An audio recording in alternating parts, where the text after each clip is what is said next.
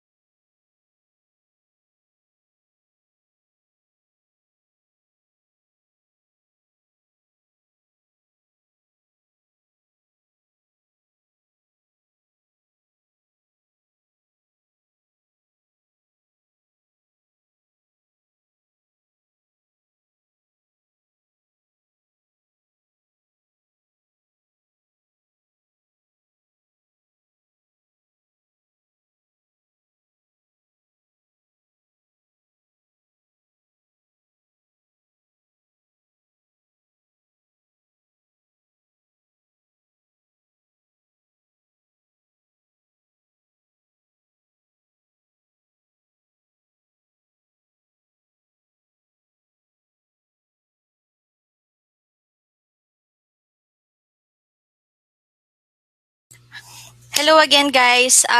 We'll start at exactly 9:15. It's 9:12 at my time, 9:12 p.m. This is how to start working from home and earn dollars. We currently have 55 viewers. I'm sorry we have to start a little bit late. Our link had to be changed, so we're sending out to all the people out there who would like to listen. We want to make sure because there were actually 300 over 300 subscribers, so we want to make sure we give them ample time to log in and to participate and to hear. Sayang naman, if they took a little bit of time to stay late and listen to this webinar kung hindi rin sila makikinig. So we'll just wait 2 more minutes and we'll start. Okay, thank you for your patience.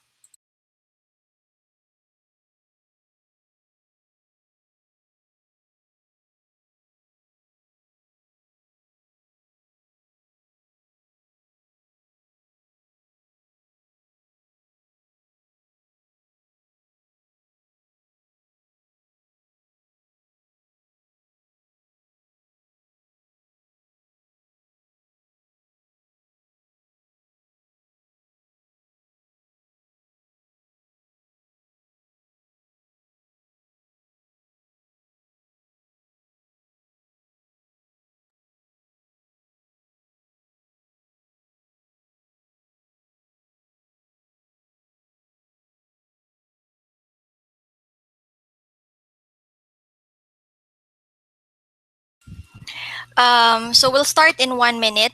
There are currently 59 viewers right now. So hello, hello, hello. Good evening to everybody. Um, I I'd like to hear from you guys just to make sure that you are hearing me well enough. Can you just type in your chat box and let me know if you can hear me clearly or if you can't so that I can adjust. May chat box dyan sa left um, hand side ng screen nyo.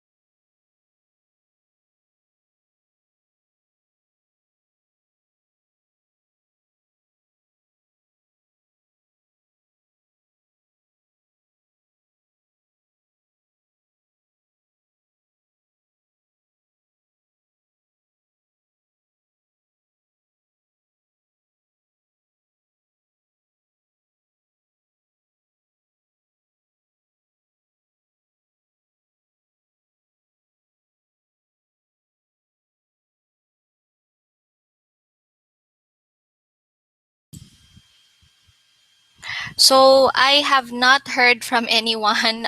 For those 57 users or viewers, can you please let me know if you can hear me or if you can see my screen?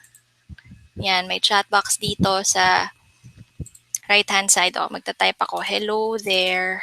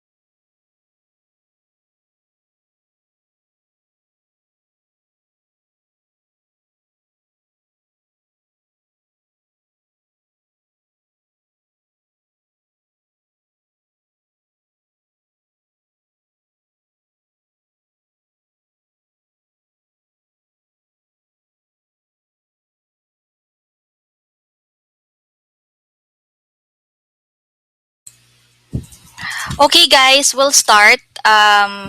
Let me just share my screen. So it seems na hindi gumagana yung chat box, but that's okay. We'll start. All right. So how to start working from home and earn dollars? Right. So let me first introduce myself. Ayan yung napakaganda kong picture. um, my name is Dana Lopez, and you can call me Dana. Some people also pronounce it like Dana. That's also okay. Um, so I'm a homemaker. Yan. I'm in my mid 30s. I'm a housewife, and I'm a mother of three children. I have a 10-year-old, I have a 7-year old, and I also have a 1-year old. Magwa 1-year old this coming October 4th. Okay, so ayan, yan yung mga pictures nila. So I am also I used to be a what do you call this call center. I used to work in the call center or in the BPO industry. I was in the BPO industry for 10 years, more than 10 years actually. And I just started as a virtual assistant last year, December. And I'm now the founder and the CEO of Virtual Freelancer Asia. So, Virtual Freelancer Asia, that's just a small, humble company who provides virtual services to clients abroad and in the Philippines. So, basically, yan. We also have just started actually to provide specialized training sessions to aspiring Filipino virtual assistants. Ayan. So, we want to make sure that Filipino VAs achieve, we want to help them in terms of achieving a more successful virtual assistant journey. Okay? So, yan, later on, I will tell you more about my virtual assistant journey. But before that, yan, well, actually, dapat magkakaroon tayo ng icebreaker. Pero, sige, because of the time, and I just want to make sure na makapture nyo lahat ng mga important na matter. So, we'll proceed. I'll start first with a quote. Ayan. This is from Kimberly Cohen. When we are in the midst of a crisis, it's not always easy to see the bigger picture because we are consumed with emotions and often overwhelmed. At the time, you might only be seeing the immediate situation and not the ways you're being supported through this turmoil. Yan. So, ano ibig sabihin nito? Normally, kapag nasa gitna tayo ng isang krisis, ang nakikita lang natin ay yung mga detalye ng problema. For most of you guys right now, gusto niyo nang umalis sa trabaho nyo. Or gusto niyo ng pandagdag kita. Or gusto niyo na makasama yung mga anak nyo habang, syempre, kumikita pa rin ng pera. Yun nga lang, may mga balakid tayo kasi mga iniisip natin paano, parang hindi ko alam paano siya ma-achieve. Halimbawa, ano yan, wala akong internet, hindi pa pwede yung prepaid internet lang, or hindi ko alam paano magsimula maging VA, or hindi ako graduate high school graduate lang ako, or baka may age limit yan, paano ba yan, 65 years old na ako, kulang ako sa gamit, hindi ako magaling mag-English, hindi ako masyadong marunong gumamit ng computer, etc. etc. So, I'm sure madami sa inyo yung mga nakakaramdam niyan ngayon. Okay. Don't worry kasi this webinar will open your eyes to the bigger picture. Okay. Hindi kayo nag-iisa. I myself experienced struggles when I was starting as a VA. Hindi ko alam kung saan ako kukuha ng client. Hindi ko alam yung requirements. Kulang din ako sa gamit. I was completely doubting myself kung magiging successful ba ako as a virtual assistant. So, share ko lang sa inyo ng very, very light yung my journey as a VA. So the whole idea of a virtual assistant came to me first from my better half, approximately 3 years ago. I was also just a manager there, then working for a BPO company, and I was earning more than enough. So I ignored the whole idea. Why? First, because it's too unfamiliar for me. Ang alam ko lang noon, magtawag sa phone, mag-resolve ng concern ng customers namin sa call center. Second, I don't have the time and energy to learn it. Graveyard ako noon and panggabi yung work ko. So pag uwi ko, pagod. So matutulog na lang ako kaysa pag-aralan pa siya. And third, I don't think I need it. Pag uwi ko, I mean, parang bakit pa? Kumikita na ako ng malaki. It was only last year. Yan, last year when I gave birth to my third child, when I realized na I want out of the rat race. Pagod na ako sa paikot-ikot na sistema. Ayoko na sa traffic. Gusto ko nang alagaan yung mga anak ko na lumalaki na sa yaya nila. I want to stay home and take care of my kids. I still want to earn money. Okay? Pero, I mean, paano? How can I do it? Little did I know that I would be going back to that virtual assistant idea that my husband told me about 3 years ago. And it became the answer to my problem. So instead of going back to my ML or going back to my job after my ML, I became a virtual assistant. Yan. So yun yung story ko. You may be in a similar situation right now as I was back then, but by the end of this webinar, you will be more equipped and ready in taking your own VA journey. Now you're probably thinking, is there such a job out there that can make you earn in dollars, choose the type of work you want without leaving the country, have more time with your kids all at the same time? I did it. Ay, ayan o. Yan ako. And I became a virtual assistant. So, can you earn dollars? Can you stay home? And can you have quality time with your family? Yes. Definitely yes. There is a job that can give you all of that and more. It's simply becoming a virtual assistant. At yan pa lang ang simula on how you can start working from home and earn money. Sobrang madami pang ibang ways kung paano kikita ng dollars. You need to understand first what you are getting yourself into. Being a virtual assistant is not for everyone. So let me be straight to the point here. So sana walang masasaktan or I mean, you know, it's not for everyone in short. So ito, if you are looking for a way to get rich right away, this is not for you. Okay? Hindi to easy money. If you are not committed to deliver good results or meet deadlines with clients, yung tipong lazy-lazy or bahala na or mamaya na, this is not for you. Okay? Hindi to ganitong trabaho. If you are a fly-by-night worker who's just in it to have a little bit of fun, na, uy, try ko nga, trip lang, wag. Okay? Masisira lang yung Filipino virtual assistant all over the world. Ayan. If you are a client cheater who outsource jobs awarded to them and then hog all the credit, halimbawa, kumuha ka ng kliyente pero pinagawa mo sa iba, 'di ba? Pero sabi mo sa client, ikaw ang binayaran. Wag ganon. This is not for you. Most of all, it's not for Filipinos who are not willing to learn something new and high-tech. Wag kayong masyadong magulat sa high-tech. Alam ko yung iba sa inyo, yung mga parang natatakot or na i-intimidate sa mga computer at sa mga tech na yan. That's not what I mean. Ibig lang sabihin because technology is changing na hindi lang, you cannot just work in the in a square of an office. Diba? That you can work outside of your office through an internet connection. You can already work with different clients. That's just what I mean by that. So if you're not willing to learn that, then this is not for you. Okay.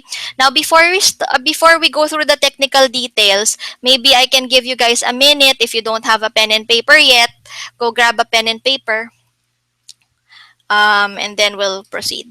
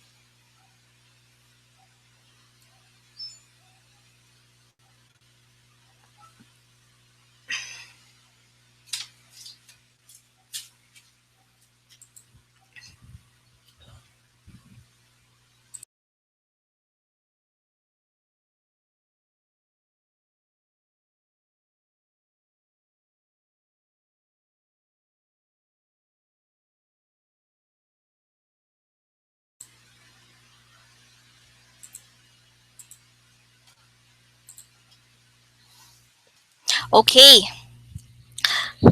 wait lang ah. Nawala yung ano ko, script ko. Dali. Okay, yan. Virtual assistant. There you go. Okay. Um, well, what is a virtual assistant? There are good and not so good things in becoming a virtual assistant. First of all, um, you know, it's really rewarding when you make your clients happy. It's also very challenging, especially for those who are eager to learn new things. And of course, what more can you ask for when you start earning dollars, diba? On the other hand, it can really be exhausting, okay, and stressful, especially if you have to juggle between multiple clients and deadlines at the same time. And there's better and not so good things as you go along, but just like with any other jobs out there. For me, as I mentioned earlier, I started my VA journey after giving birth, diba, to my youngest. That was almost a year ago. So it was not easy. I took any work possible, from managing dating chat rooms to outbound selling to appointment setting. Um, and then I had to work for 10 hours. 10 hours lang. Actually, kulang pa nga yan eh. Why? Because I was struggling in keeping up with the hours. I was struggling in keeping up with the hours at that time. Um, because I need to still take care of my newborn. So every time he is asleep, I can work. So I can barely sleep soundly. Yun. That's the kind of demand that can sound pretty difficult. But believe me, the rewards are still far better than your regular day job. Okay? I started from scratch. And I had a job that was only worth 3,000 pesos a month. Imagine that. But I also had clients who paid me as much as 70,000 pesos a month. I never thought that something as easy as, typing and doing administrative work, posting in Facebook and Twitter, or searching for stuff in the internet, all in front of your home, can make you earn that much. And it's also not a dull job. Hindi siya hindi siya nakakabobo. Why? Because it's a learning experience. Ang dami mong pwedeng matutunan. Imagine na you can be an HR, parang recruitment HR person. You can manage social media sites. You can do marketing. You can do sales. You can set up appointments and be like an executive assistant or secretary. Um, you can even transcribe or listen to voice messages and just do email management for your clients. Those things, 'di ba, you can learn on your own eh. Parang it's not something that you have to go to school to.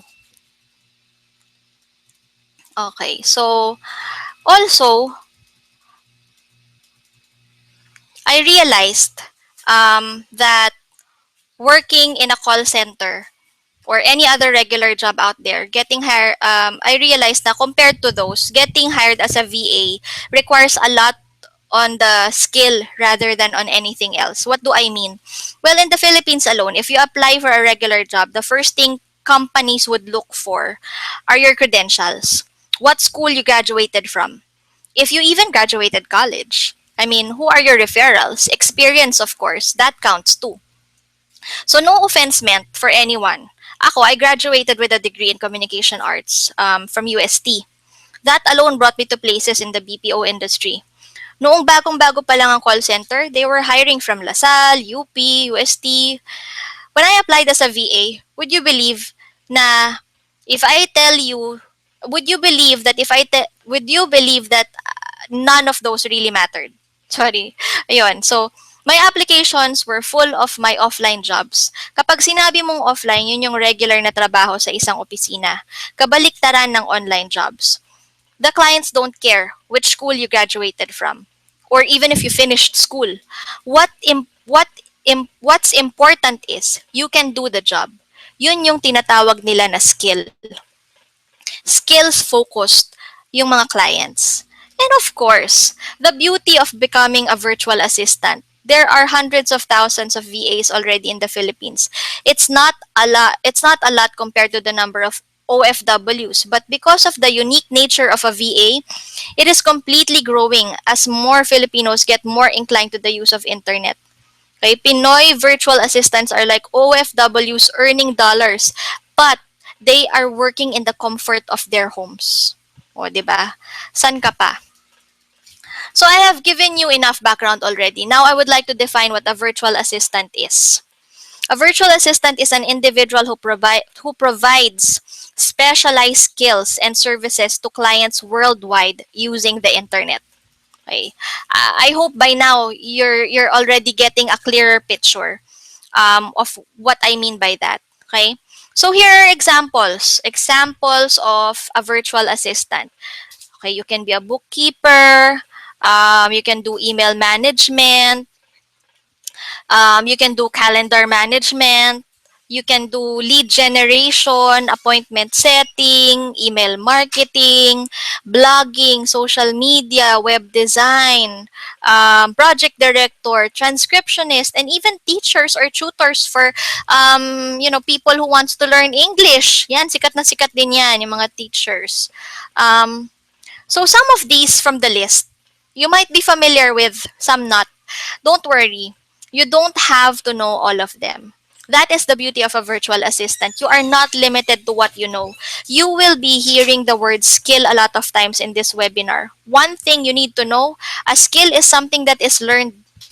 Huwag kayong mabahala na hindi nyo siya alam. Dahil ang lahat ng ito ay natututunan. Basta meron kang tiyaga na pag-aralan ito, makukuha mo siya in no time. At kapag sinabi ko na pag-aralan, hindi ito yung parang college na magbibilang ka ng taon. No. It will only take you days. At the most weeks if you want to learn a new skill. Some even in hours time, natututunan mo siya agad. There are VAs out there who have gained skills as an executive assistant, HR manager, recruitment, bookkeeping. You can never do that in a regular day job in the Philippines. Yung combined, lahat-lahat alam mo. In short, being a virtual assistant allows you to work anywhere, anytime. Lets you choose the time of work you want, allows you to learn as much as you want, set your preferred rate, and earn in dollars. So wag kayong mag-alala. Again, here are the things that you need to know or you need to have. Okay, yan na. Siguro these are the times na you have to write these down already, no? Okay, in a regular day job, before you can start work, you have to submit or pass several requirements to HR. Parang ganito yon, basic requirements nyo. Number 1, you must have good written and verbal English communication skills. Okay, English is the universal language. Not only do clients exist in the US, they also exist in other parts of the globe, in Europe, in Asia, in Australia, what have you. So, and Philippines have always been mentioned all over the world having good English communication skills because it's our second language. So, ayan, it's a must-have. Next, you have to have computer literacy. Okay, so you need to be computer literate. You don't have to be super techie, as what most people call it. Okay, so basic typing skills, you know how to search the web, all the other basic computer functions like copy and paste, Control C, Control V. That should do it. All the other stuff, well, that's what I'm here for. So, as I mentioned earlier nga in our introduction for Virtual Freelancer Asia, we provide trainings. So, training sessions. So if you want to, we also provide computer skills, basic computer skills. Hindi kailangang complicated. Okay. What you also need to know, you need to know that you have to start from scratch. Okay, for entry level ulit. So, kagaya ako, I mentioned to you guys in the BPO, I was a manager. When I started with $3 an hour. So, imagine, compute mo siya how much yan in a month, 'di ba? So, very very small when you start. Just like any other job, kapag nagsisimula ka uli sa isang panibagong kumpanya, simula ka uli sa bottom. Ganon din as a VA. As you gain more knowledge and experience, you get to start charging much higher rates, as much as $30 an hour. Pwedeng pwede, as long as skilled ka na. Okay. You also must know that you need to learn how to use the web and mobile applications. Ano ba tong mga to? Um, as you work for clients, they will be using different platforms that are available on the web or online. For example, communication platforms like Skype, Google, or like this Google Hangout, ayan, or learning how to use Gmail or Yahoo Mail. So those are an example of web applications. Also, you need to have really good time management skills. Um, there is not one virtual assistant who will just take one client and say that's enough. Most of the time, two clients or more yan. You need to maximize your time, thus getting more clients. But just be careful, as you need to learn how to prioritize and plan to meet every client expectation and meet deadlines. At the same time, syempre, you're home. So you're managing, like for example, if you're a mom like me, di ba, magluluto ka, tapos ihahanda mo yung pangskwela ng mga bata, yung baon nila, syempre, alagaan mo din yung asawa mo. At the same time, ma-manage mo din kung kailan mo gagawin yung work mo for your clients. Yan. Well, another thing is, um, not all clients are nice. Okay, so, ibig sabihin nun, working with foreigners can be difficult simply because they're from a different culture. Some clients can be difficult, distrusting, and plain mean or rude. Okay, so don't worry because don't take it personally. Um, know that it is all based on the results of your performance. It is always best to keep an open communication with your client. And if things don't work out, you can always get a new client, di ba? Kung ayaw mo sa kanya, kung sobrang hindi mo siya matake, palitan mo siya. Ayan. You must have also, very important to, you must have work values, really good work values. Even though this is an online job, you have to still be professional, 'di ba? Don't be late. Alam mo 'yon, online work na nga, nalilate ka pa. Gigising ka na nga lang, malilate ka pa ng 1 minute. So, sana wag ganon. Be courteous. And I know Filipinos are known to be very, very polite and courteous naman. So I don't think this is gonna be a problem. You also have you also need to have self-discipline. I don't know if some of you guys heard the Chink Positive episode that we had. My partner told me na, I told you guys na you have to have self-discipline, and importante yan because consider this as your very own business. Na if you have a client, don't take it lightly. You have to deliver results. You have to exceed expectations. So, hindi yung parang pabanjing-banjing ka, wala naman, di naman niya alam yun. Sige, labas tayo. Sige, inom tayo. Nako. Mawawalan ka ng kliyente. Agad-agad, sinasabi ko. And, of course, you have to always be committed to your job. Diba? Malalaman ng kliyente yan. Kahit na hindi kayo magsabi, makikita nila sa actions nyo, makikita nila sa performance nyo, sa visibility nyo. You also need to know that there will be payment challenges, so it's never perfect, diba? Syempre, may mga scammers. There are scammers out there. Prepare for the worst and always keep a reserved client. You'll never know when a client fails on his promise to pay. Some pay late. Okay lang yun. If they pay late, at least they pay. But some, they don't pay at all. Yan. So at least alam nyo, wala akong tinatago sa inyo. Nangyayari yan. It's a reality. Pero sa akin, in fairness, thank you naman Lord at walang tumakas na kliyente, lahat nagbabayad. So, masabi lang. Ayan. You also must know that it's not an easy way to get rich. Nako, sinabi ko na yan kanina ulit, di ba? So, I'm gonna tell you again, you will start from the very bottom with a low rate, especially if you are a newbie without experience. Do not expect to earn 80,000 pesos in less than a year. But it is possible if you work really hard. Yun lang, just don't expect na parang pag sinabing dollars, agad-agad, ang dami mo ng pera. Hindi. Okay. We'll move on. Ito, another thing that you need to take note of, di ba? Kasi ang daming nagtatanong, paano ba maging VA? I want to be a part of your company. Paano ba mag-apply? Okay. So, kanina sinabi ko na sa inyo yung mga intangible na mga bagay na kailangan yung i-prepare. Now, ito naman yung mga physical requirements, equipments. Ayan. You need a desktop. Okay, CPU, monitor, mouse, keyboard. Or you need a laptop. O either way, kung medyo may budget kayo, laptop kasi at least madali siyang dalhin kahit saan kayo magpunta. Kung gusto niyo lumabas, kung nasa vacation kayo, pwede pa rin kayong mag-work. Ngayon, yung mga medyo economical, yung budget, pwedeng desktop i-set up nyo as good as 20,000. Pwede na kayong makapag-set up ng desktop. Okay. You also need a reliable OS or operating system. Example, Windows 7. Yan, pinaka-minimum yan. Windows 7, panalo na yan. Perfect na perfect. Okay. Basic software like Microsoft Office. What's Microsoft Office? It's often installed automatically to your desktop or laptops. The most common that we are using yan nga, from Microsoft Office is yung Microsoft Word or yung Microsoft Excel or yung PowerPoint na ginagamit ko ngayon. Okay. You also need a webcam and a headset. Ngayon, kung naka-desktop ka, most likely kailangan mo bumili ng separate na webcam.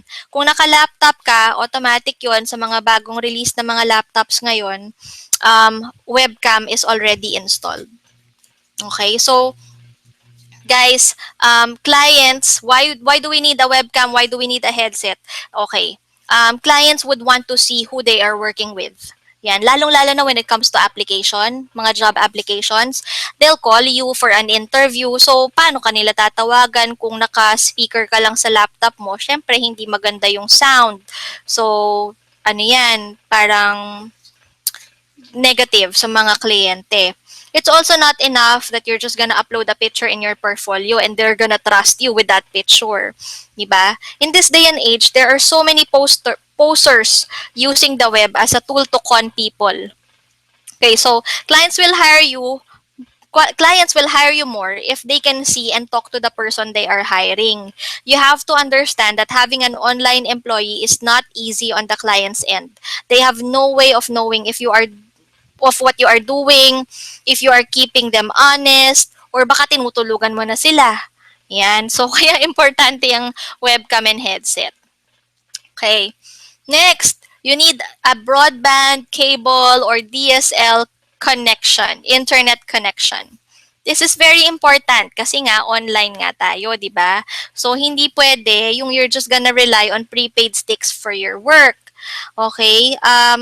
Research on what is the best internet service provider in your area. In my area here in Pasig, we have a good connection with Globe. Tapos some say naman PLDT is also good here in the east side. Okay, it's not, please don't I've been hearing a lot of questions na, oh, can we work from home if we are just in the internet shop? Syempre, mahirap yon kasi what if yung work hours mo is panggabi, sarado na yung internet shop? Or what if merong emergency si client, hindi ka naka-online, diba? So, dapat, as much as possible, online ka 24 hours, pero yung work time mo, 8 hours pa rin, or depende sa'yo kung full-time or part-time. But, you have to have a steady, reliable internet connection at where you are working, which is sa bahay mo nga. Okay? So, hindi mag-work mag-work ka lang from an internet shop, internet cafe. At least 2 Mbps, okay na yon. Okay? Yung smartphone or tablet, that's not really a necessity. Ako, I use this when I'm mobile or when I'm out. Meaning, nasa labas ako or may errand ako, I can still report to work through my smartphone. So, ano lang siya, parang kumbaga backup ko na rin. Okay? So, those are the requirements. Now, it's time to prepare your resume. So, meron ding resume. Yan. Resume, I suggest that you create a profile in Upwork. That's the most popular place for freelancers like a VA. meets clients looking to hire VAs. When creating your profile, just remember, you're selling yourself. Okay? Pag nagpunta ka naman sa Upwork, I'm suggesting Upwork because kumbaga practice na yan sa inyo. If you're going to build a profile, kasi isa-isang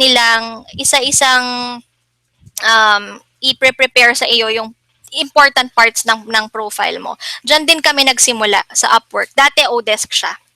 Okay, so once you're done creating your profile, then you can already do your job hunt. Okay? Yan. So, ano-ano ba yung mga duties and responsibilities? I just want to give you a snapshot of the most common duties and responsibilities of a virtual assistant specializing on different areas or different roles. First off, general office administration. Teka lang, water break lang.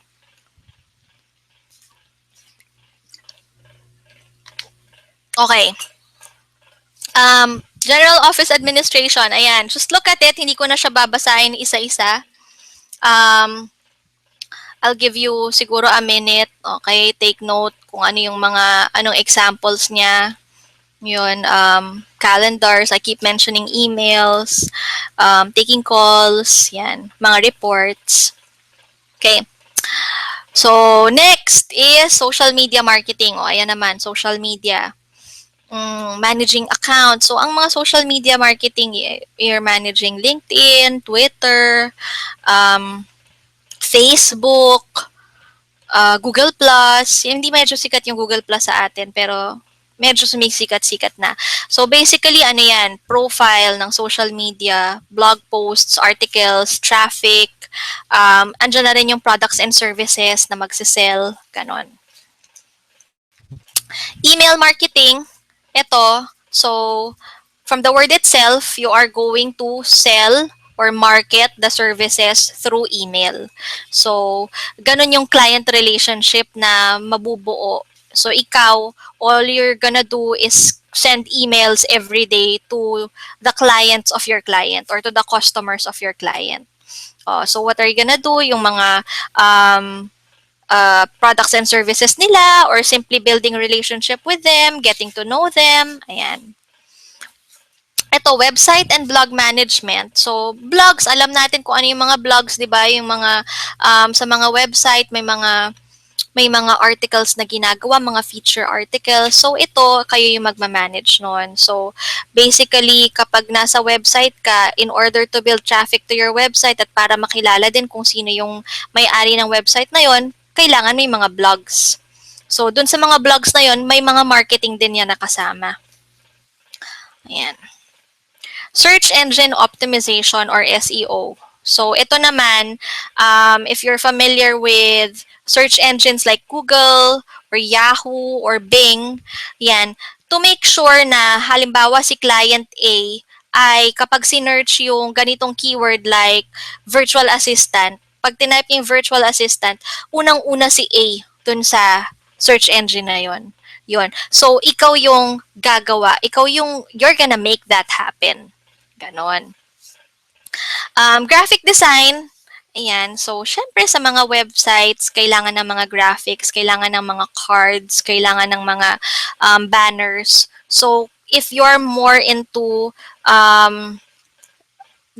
what do you call this, artsy na mga technical things like this, ayan, this is for you. And mind you, graphic design it pays a lot. Like one of the highest paid VAs that I know is graphic design. Okay. Okay, so now that you got an idea of the different duties and responsibilities, I'll talk about the VA functions naman. Earlier, you saw general virtual assistants. Okay, so a general virtual assistant, this is the easiest and the best started role of a VA. It's mostly admin work, clerical roles such as research, reporting, setting up appointments, email management. You must also know how Microsoft Office and Google Apps work, and you should you should be good to go when it comes to those. In the long run, a general VA can move on to specializing an additional skill to increase his or her rate or value in the market kasi ito yung pinaka-basic. So, some of the tools that you might be using, Skype, yan. Skype is simply parang a tool to communicate with the client. So, parang it's VoIP, voice over internet protocol. So you can chat using Skype, you can video call using Skype, you can make a phone call using Skype. Kasi nga all over the world tayo. So, yan yung one of the things that you'll use. Email, yan. Email, so you need to use this to communicate with your clients, sign up or register, several other tools like you'll be needing them to perform your work. Google's Gmail is one of the most popular. They have placed a tutorial naman for first-time Gmail users, so there's no need to worry about how to use Gmail or Yahoo. And then there's also Google Drive and Dropbox. Ito, Google Drive and Dropbox, just to give you an idea, it's a web-based version of Microsoft Office. So you can easily create documents, share, and collaborate with any other users by using Google Drive. It's the same concept for Dropbox, iba nga lang na brand. And what's good about the Google Drive and and the Dropbox, you can also download the app in your mobile. So yung mga reports at yung mga documents ng clients mo, you can access them anywhere you go. Okay, so quick break lang, no, to check ko lang. All right, there are 117 viewers, so I'm hoping na sana you can learn from this quick webinar. Actually, we're almost at the top of the hour, so I'm going to really make it quick as much as I can. Just checking. Hello, hello everybody. Hope you can hear me clearly. Ayan. Okay, so moving on, yun nga, sabi ko nga, Skype, email, Dropbox, Google Drive. Okay, the next VA role na pinakasikat is social media marketing. Okay, for social media marketing, you'd think na mahilig ako mag-Facebook at mag-Twitter, pwedeng-pwede to sa akin. Well, medyo, pero not quite. Because there's a scientific method to understanding this type of VA role. The first thing you need to know is the most common social media sites are Facebook, Twitter, LinkedIn, and Google+. So, ayan. Obvious ba? Ayan na yung mga pictures nila. Business owners take social media marketing seriously because everyone in the world is in it, which will obviously increase their reach and eventually their sales. Okay, so common tasks of a virtual assistant na social media marketing, they'll write descriptions, research on relevant content, schedule content distribution, etc. Okay, I know that most of you guys are newbies. I mean, you have no idea. That's why I'm going to just skim through these bullets, and I placed it there so you know na these are the basic things that you'll be doing, but don't worry about, oh my god, I don't know this. So again, nire-remind ko lang kayo, wag kayong ma-overwhelm. This is just an introduction to everything because most of you guys are telling me I don't know, so I'm giving you an overview. Okay, moving on. The next VA role, search engine optimization. Now, this is a little bit more technical. It's more complex, but and also it's also gonna be time consuming to learn it. It's not going to, I mean, it's not enough just for one person to accomplish SEO. Okay, but I am telling you, this is one of the best things to learn when you're starting to be a VA. You will always find a client or a business owner wanting to get their websites optimized. Okay? And matataas din ang bayad for an SEO ha. Kasi iba eh. Iba if, for example, yung company mo, yung unang-unang makikita at the top of the page sa website, pag nag-search sa Google. Okay? Sabihin na natin Google na lang. Wag na muna yung Yahoo, wag na muna yung Bing. Google na lang. Pag tinype mo at yun ang unang-unang makikita, ikaw ang, as a consumer, di ba, the first one you'll see on the list is the first thing that you're going to select. Which means na pag ikaw ang kinuha nung nagsusearch na yon, most likely, sa'yo kukuha or sa'yo ikaw ang makakabenta. Okay? So yan, very, very promising yung SEO na yan. Ito naman, WordPress management, especially for those who loves to write. 'Di ba? Yung mga mahihilig mag-blog, mahilig magsulat kapag wala silang ginagawa, o yung mga currently writers, tapos gusto nyo pang kumuha ng extra na kita. Ito, this is for you. WordPress management. Okay, so WordPress is a website, what do you call this? Website builder. So they offer both free account and paid account. Most of the clients kasi, they use the paid feature for their business. So as a newbie, don't get intimidated with WordPress again, or any other website builder like GoDaddy. There will always be tutorials and support for those who will need help in managing websites. So for those interested in this VA role, ayan yung mga possible na tasks na gagawin nyo. Okay.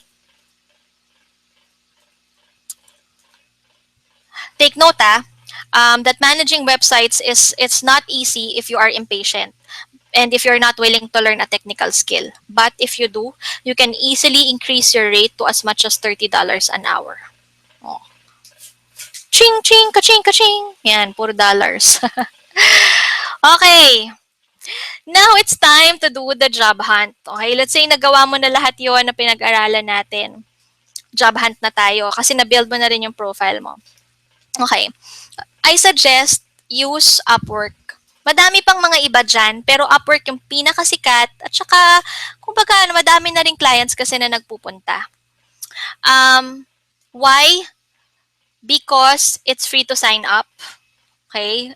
Also, you can create your own resume online. So, hindi mo na kailangan mag-isip pa ng format or ng template na gagayahin kasi naka-embed na yon sa kanila. You can look for employers and you can look for clients online in Upwork. You can apply online. Tapos, meron silang rate limit. Okay, $2 an hour. Importante yan kasi yung mga ibang platform, wala silang limit or they allow a lower rate. So, imaginein mo madami kayong mga VA na nag-a-apply. Ikaw, inire-rate mo yung sarili mo ng $3. Pero merong isa na taga kung saan mang lupalop na nirate niya yung sarili niya ng $1. Syempre, di ba, yung competition, very, very stiff na ngayon. So it's not going to be parang fair para on our part na maganda naman yung skill na ino-offer mo pero dahil si VA number 2 ay $1 lang, syempre siya yung kukunin ng client kasi mas mura siya. Yun. Kaya maganda si Upwork kasi merong nililimit na hourly rate. And you're also guaranteed an hourly pay. Okay, there's also a tracking time tool. So on the side of the clients, it's very important because they'll be able to see kung gaano kahaba yung yung what do you call this, yung time spent mo in accomplishing the task. There's also a collaboration tool, meaning you can share files, you can share contracts, etc. There's also an automated voice and payment system, so you don't have to worry na you're not gonna be paid kasi Upwork is going to do everything. They're going to parang send over the details to the client. The client will be reviewing it and then they'll approve it and then they'll pay you. There's also 24/7 support system. So if you need anything, merong parang customer support na pwede mong i-click doon. And to know the platform, merong help documentation, yung parang how to page nila. Okay. Now, I will now tell you the different parts of your job profile kasi yun yung isa sa mga bagay na gagawin mo sa Upwork eh. Okay. Syempre, name, obviously. Well, there are others kasi who make up names. Parang nag-iimbento sila ng pangalan nila. Gusto nilang maging catchy yung name nila. Don't do that. It's a wrong practice. You don't want to be caught off guard when your potential client asks for an ID and then it reveals your real name. Nako, edi wala na. Bye-bye client. Okay? Title. Ayan, si title, you're gonna input your preferred VA role and your skills. This will allow your potential clients to find you easily through keywords as well as a quick snapshot of your profile through your title. So halimbawa, VA, General Admin slash Web Researcher slash Executive Assistant. Yan. Overview. Do not overdo this, ha? Overview.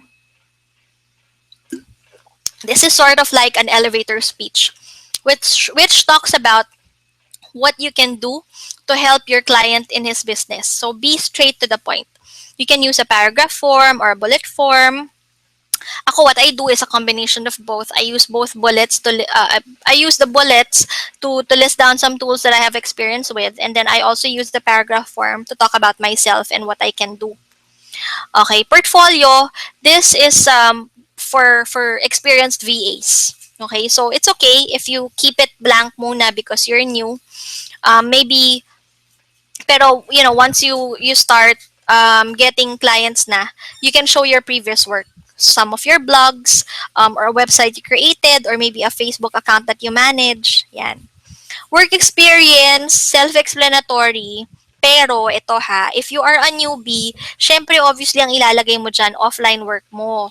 So what's offline work? These are the work that you have had when you were not working from home online. Okay, so offline, sa opisina. You don't have to place them all. Okay? Because there are some there na parang redundant. Okay? Halimbawa, call center agent ka sa call center 1. Tapos call center agent ka rin sa call center 2. Huwag mo nang ilagay pareho kasi pareho lang naman yung job and job experience mo doon. Okay. What's important is as you gradually gain more experience online, you will replace your offline job dito sa work experience part and replace them with your online jobs. Kasi mas importante yun. Mas tinitignan ng clients yun. Okay? Skills. Okay. These are your hashtags or keywords. Place all of the skills that you can come up with related to the VA role that you want. Example, appointment setting, calendar management, email management, administrative assistant, executive assistant, web research, data entry, data mining. Yan. Rate, ito, okay, as a newbie, sinasabi ko na sa inyo, an acceptable hourly rate is $3. It's not too low, it's not too high. Do not be tempted to decrease your hourly rate just because there are others bidding for a lower one. Okay? Those people are willing to decrease their rate and sacrifice the quality of work they provide. As Filipino VAs, we need to show that we value our work and take pride for it. Remember, your rate is how you value yourself. That is also how your clients will value you. As you start your work for them, you will show how great you are. Your client sees firsthand how efficient and effective you are, and soon you'll get a raise in the hourly rate based off of that. Okay? So, okay lang na mag-start from $3, pero never lower than that. Okay.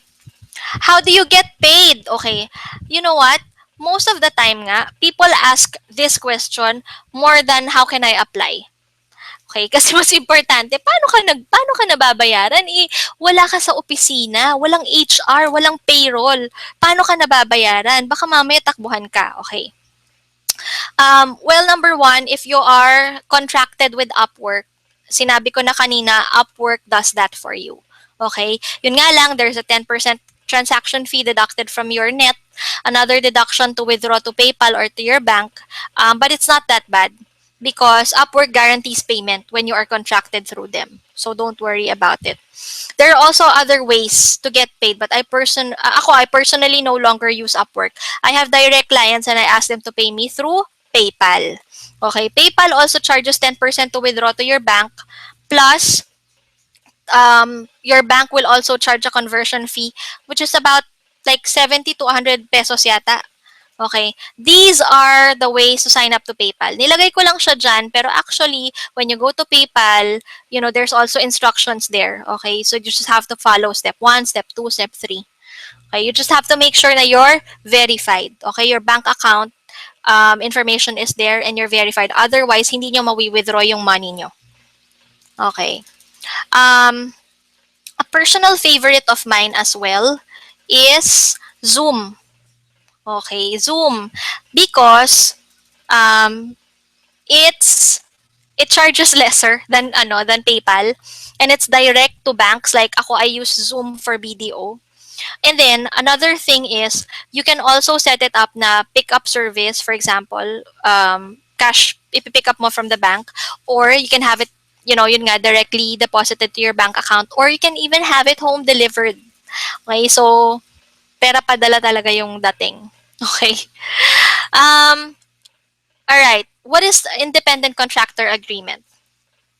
Sorry binibilasan ko lang kasi sobrang ayoko naman na magtagal kayo ng sobra, baka meron kayong mga gagawin. Okay, this is a contract. So, 'di ba kapag nasa regular office kayo, meron kayong job offer or job contract. So, it's not different online. You need to have a contract for both parties na you and the client you both agree to. According to Wikipedia's the description, a contract is an agreement entered into voluntarily by two parties or more with the intention of creating a legal obligation which may have elements in writing, so contracts can be made orally as well. Okay. So, you need this. Why? A client can just make you work more than what you have agreed to in terms of the type of work. Baka mamaya ito lang ang pinag-usapan nyo tapos pinag-sales ka din. Or yung number of hours, ang usapan nyo part-time, pinagtrabaho ka ng 10 hours. Tama ba yon? Siyempre hindi. Kung wala kang kontrata, wala kang magagawa. Okay? A client can also leave without paying you. So, at least if you have a contract, especially if you are not contracted through Upwork, if you are an independent contractor na direct kang kumukuha ng kliyente, dapat meron ka nito so that you can protect yourself and pwede mong habulin si client kapag hindi ka binayaran. Okay. Different parts of a contract, syempre, name mo, name ng company, contractor's name, I mean, yung client's name tapos yung contractor's name. How long is the contract? 1 month ba? 2 months? 3 months? Start date and end date?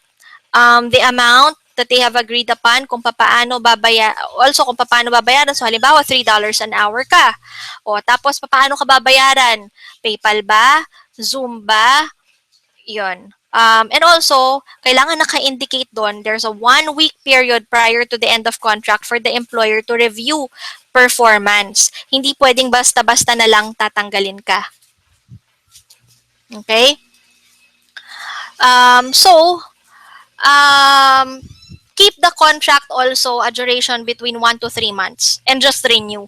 Clients are not comfortable with contracts longer than 3 months. But don't worry, if they're happy with your service, they will always renew even without saying a word. Ako, yung contracts ko nga monthly lang eh. Monthly pero automatic renewal siya. So, syempre, I keep them happy. Other details of the contract that you want to place in there should always be specific. Remember to have it digitally signed by both parties. Do not start work without completing your contract. Okay? If it still seems hard, there are templates online that you can also use. Microsoft Office has a template that you can just fill in the blanks. Pero syempre, you have to modify it to cater to the virtual assistant scene. I also have a contract template for a really low cost. So, kung kailangan nyo, go ahead and let me know, ping me lang or something. I can give you a template of a contract. Yun talaga, for a virtual assistant talaga yun. That's what I use. Okay. Okay, sorry. Maingay lang si baby ng konti. Ayan. Okay, you must be wondering what do you mean digital signature? Okay, so syempre kasi 'di ba online, nasa Amerika sila halimbawa, paano nila pipirmahan yung kontrata? Meron ng app na ginagamit. You can just download it, tinatawag na EchoSign sa Adobe. And you just have to upload the contract and then send it to the other party. Tapos there's an option there to click a digital signature. And that's it. Sobrang easy. Okay. Okay, we're almost close to the end of this webinar. Okay, guys. So just bear with me lang. Okay. Now, Here's the biggest question of all time. Okay. Should, sh- wait lang. Okay, so, teka lang at, ay, ayan. Sandali lang. Okay, so, kala ko kasi wala na akong kausap. Andyan pa rin pala kayo. Okay. Thank you for still staying with me. Ayan. To the 112 viewers, 113, hello, hello. Lapit na tayong matapos. Okay. Question na tinatanong nyo is, should I join an agency? Okay, what is an agency ba? Okay. Honestly, this is a good option for you. An agency takes away the hardship of looking for a client for you. What they do is profile you based on your skill sets, declare your rate, and assign you to a client. So why that, 'di ba? Lalo na sa mga newbie na sobrang takot na takot. Ayan, an agency does not always guarantee nga lang a good pay. In fact, they pay you at a much lower rate because they also need to have a more competitive rate in the market. So they get a cut from your hard work. Eh, pero sila naman kasi yung naghanap ng kliyente for you. Also, another reason would be it's not always the best client out there na binibigay nila sa'yo. They're not gonna ask, oh, anong klaseng kliyente ba yung gusto mo? No. They can assign you to a client that you do not like or asks for more work than what you planned for. O, syempre, you cannot decline because you are in a contract with them. Lastly, medyo hassle. Okay, ako personally hassle siya because you have to communicate with two parties, yung agency at saka yung kliyente mo. And sometimes you have to communicate to both of them at the same time. Ako kasi mas gusto ko yung simplified, which is direct. Pero there are other people also who are comfortable with that. One good thing naman about an agency, I know there are other agencies out there, not all, but there are agencies out there who are providing training sessions for you. Like ako, yun nga, another part of our company is we're giving training sessions, basic training, even specialized trainings and specialized skill sets. So that's a good thing about being a part of an agency. Okay, pero the next question is, what if naman I don't want to join an agency and I'll do it on my own? Okay, being an independent contractor also has its own advantages and disadvantages. For me, this should be your main goal. I mean, you can start with joining an agency, of course, but at the end of the day, I don't know if I mentioned this earlier, but you are your own business. You don't need an agency. And again, that's just my opinion. Okay, your challenge will be yourself. Yun lang naman. You have to do everything on your own. You will be the one to look for your own clients. You're gonna set the deal, create the agreement with them. You need to create your own system to remind yourself of the work that you need to do and the deadlines that you need to accomplish. You have to train yourself on your own, if you want to gain more skills. It's all on you. But that's the reason why I say it's your own business, because you invest on yourself, and you don't rely on other agencies. So, I'll tell you, my journey, I started with an agency. And then I said, okay, I don't think I need an agency because all they did is really give me the client.